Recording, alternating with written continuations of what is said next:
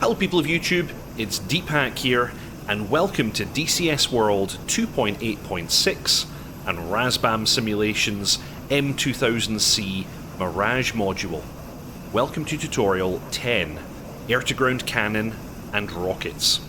Today we're going to take a look at the employment of the internal DEFA 554 cannon, of which there are two mounted just underneath the air intakes on the aircraft here. Each of these contains 125 rounds of cannon ammo. You'll also see here that we're carrying the Matra Type 155 rocket pods. These can be fitted on the inner and the outer pylons, and each of these pods contains 18 rockets. That's pylons 1, 2, 8 and 9 for your reference. Now, first thing we should do is take a little look at the knee board, because there are a couple of things that we need to note. Some settings which are only settable by the ground crew while the aircraft has the engine off and it's on the ground. So in the case of the 155 rockets, they have a burst counter. It's currently set to 6. So if I have the rockets set to partial mode instead of total, each time I pull the trigger to the second stage, 6 rockets will be launched. And then we also have the DEFA cannon burst time.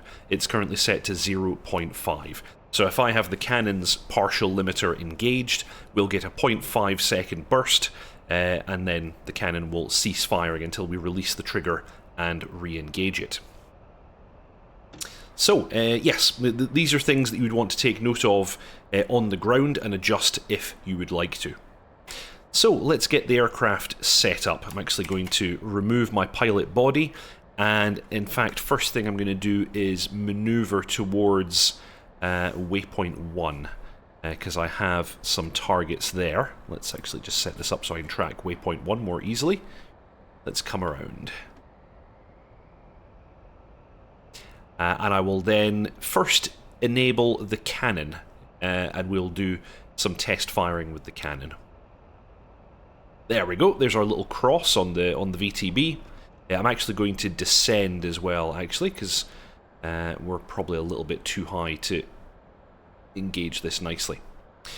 Okay, so we're in a gentle descent, and what I'll do is I'll put the aircraft into active pause just now so that we can take our time setting the aircraft up. So the very first thing we're going to do is take a little look down at the weapons panel here. I want to ensure that my master arm is on, and I want to select the cannon by pressing the CAS button. This is cannon in air-to-ground mode. Actually, before doing this, I need to make sure that my CNM switch on my stick is in the middle neutral position. If it's in the cannon position or the magic position, it will override the selections that we can make down here. So in the neutral position, I then can choose CAS. You'll see that we have an S to say that the cannon is selected, and then we have some of the options on the top row here. TAS means that the aircraft is going to use the radar for ranging, so you want that on. RS means that the radar altimeter is also going to be used for the purposes of ranging and generating a pull-up queue. You in fact want this on as well. It is possible to deselect these. I don't know under what circumstances you would do that. I would suggest that you do not. We then have the cannon's rate of fire. LEN is slow, and RAP is rapid, fast. You're going to generally use the fast rate of fire for air-to-air, and for air-to-ground I would tend to put it on the lower rate of fire. And then the other thing you're going to want to do is make sure that the cannon or gun arming switch is armed. I did an air start here. I think in air start it defaults to armed. If you do a ground start, it might not. You're then also going to want to ensure that your radar is on. My throttle's actually blocking that, so we can't see that. But the radar is indeed on. It's emitting. And we also want to make sure that our radar altimeter is on, which is this switch here. You want it in the middle M position for marche. We then will take a little look at the PPA panel here, and we want to check to see whether or not we're going to have the gun limiter on. TOT for total means that there's no limiter. The gun will fire for as long as we hold down the trigger. If we enable PAR for partial, it will only fire for as long as the limiter. And in our case, that is 0.5 of a second. I'm going to attack with the limiter on in this case. And then the very last thing we want to do is we want to press the weapons system command switch forward to select the HUD, and you'll then see that we get our symbology. So here, CAS, just confirming to us we have the gun selected, we have the gun pipper, and range will count down around the outside. In the case of the gun, as soon as the range starts counting down, we are in range. So that's something to note.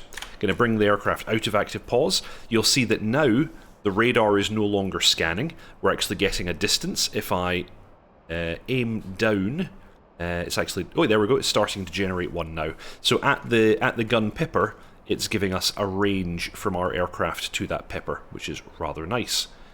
That isn't the altitude. Hard to say. Keep in mind, we also have the radar... Oh yeah, so actually, there we go. That's the range to where the pipper is, and that's our current altitude. Okay, fair enough. So let's maneuver towards our target, and then get ready to do a guns run. I've set up just a very rudimentary target with some shipping containers. We'll have a go at hitting that. So let's continue inbound. And what's the current radar range? 40. Okay, so actually we're still about 20 nautical miles out. Let's get some speed on. Make our way to the target.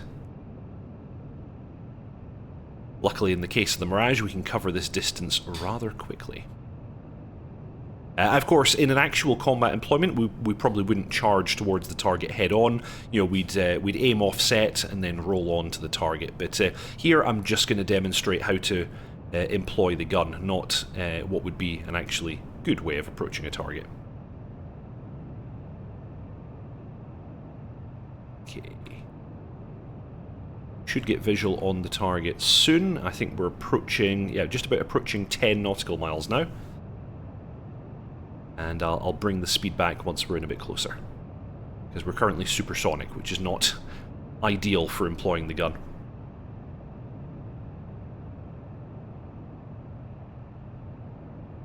Okay, we should be able to see the target momentarily. Let's go idle.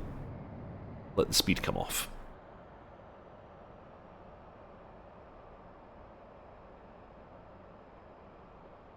Okay, and yeah, waypoint location is indicated with that cross on the HUD. Let's go and get ourselves lined up.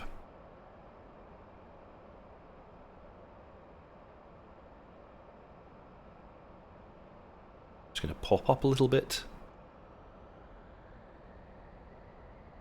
You'll also see indicated on the HUD the current ammo count for the left and right gun, 125 each. Right, I want to pop up a bit more because we're going to ideally want to engage 20 degrees dive with the cannon. That best way to attain some accuracy. That's more like 10. Let's try and get it up a bit more.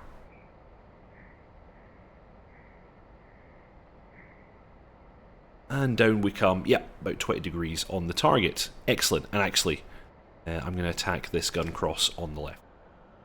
So let's get the pipper on.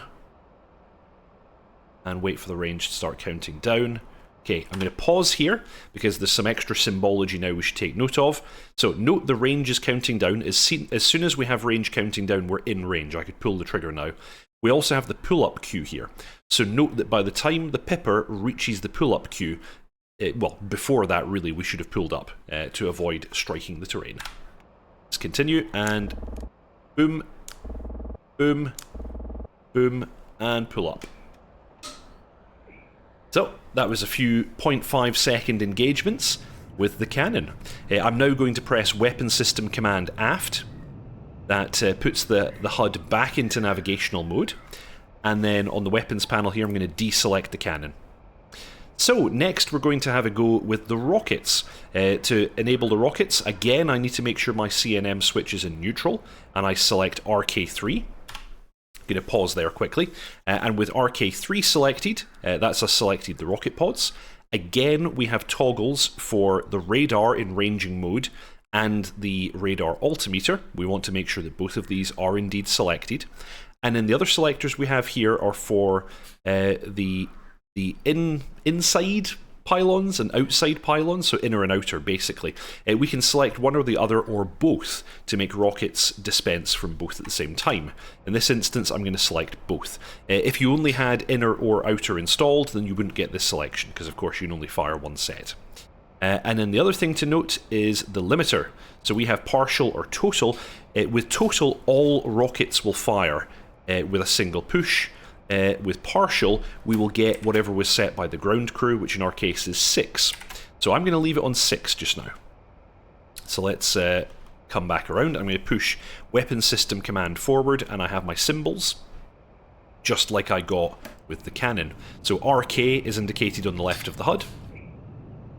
And we're guessing the range to the pipper there at the top right, and the radar altimeter will become active once we're a little bit closer to the ground. Okay, so there we go. That's the rough location of the target again. It's also actually a good idea to fly an offset, because then you can see the target kind of off the side of your canopy bow. There we go, there's my target. That looks about right. I'm going to roll in now.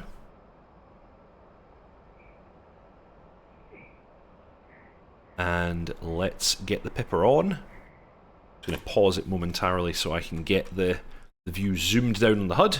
And you're going to see the exact same symbology that we had for the cannon. Range will start counting down, and then we can pull the trigger to the second detent. There we go. And I have the same pull-up cue there as well. Note that I'm getting 6 rockets from each pod per pull. And that's all rockets out, and you see I got the pull-up cue there as well. And away we go. We're pulling up. I'm going to go weapon system command aft to get my navigational HUD back. And you'll see that I've now got a warning. If I just clear the warning there, it's complaining about configuration. I should actually switch my configuration to air-to-air, because I've now dispensed with all my air-to-ground munitions. We could now go master arm safe and deselect the rockets, and the aircraft is now completely back to normal. So that was the procedure for engaging the air-to-ground cannon and the Matra 155 rockets. I guess the last thing to note would be that I could have fired the rockets with total mode, that would be with no limiter, and if I did that, as soon as I pulled the trigger to the second detent, all rockets would have fired in a single volley. So that could be quite a bit of fun if you want to dispense with a lot of rockets all at once. So, I hope you all enjoyed that. If you haven't already, please subscribe, like, and comment. It's a really big help to me and to the channel. If you would like to further support the channel, you have the option of joining DeepHack's ground crew for a small monthly fee by clicking the join button below this video. Thank you very much to those of you who've already done so. Big shout out to Harish Rajan, Byron Farrow, Storm Kimbari, Channel Wright, Mangash, J.R. Walker, Chandler Hedgevald, Drift Nizzle, Mr. Yeti, Frantic Stone, Bread, Tier Zero, Erdinkertan, Belly Tapani Corpicanas, Tiger Moto, Sean I Am 81, Charts, and Pink Floyd. Thank you very much for watching, and I'll see you all next time.